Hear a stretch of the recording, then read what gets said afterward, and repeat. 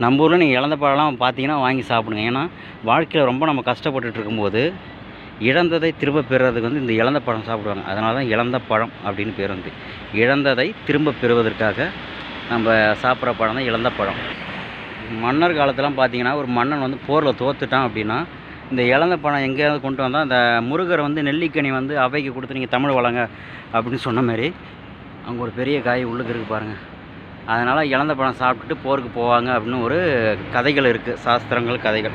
இது கொஞ்சம் லார்ஜான பழம் தான், மலவா இழந்தம்பாங்க நம்ம ஊரில். ஆனால் செம்ம டேஸ்ட்டுங்க, இதை நான் சாப்பிட்ருக்குறேன். ஸோ இதை பாருங்கள், உங்களுக்காக தான் அந்த இழந்த பழத்தை காய் தான் இது.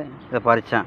இது நல்லா டேஸ்ட்டாக இருக்கும். நான் வந்து இங்கே வேலை முடிச்சுட்டு போகும்போது இதில் வந்து இழந்த பழம் 1-2 கிராம் ஒரு 10 நிமிஷம் டைம் ஸ்பெண்ட் பண்ணி இப்போ இழந்த பழம் தான் பறித்து சாப்பிட்டு போகிறது. அதேமாரி நம்ம ஊரில் வந்து பாட்டிங்க இவங்களாம் வந்து இழந்த பழம் விற்றாங்கன்னா வாங்கி சாப்பிடுங்க. உங்களுக்கு வந்து கெட்ட நேரம் இருந்தாலும் அதனால் நான் இழந்ததை திரும்ப பெறுவது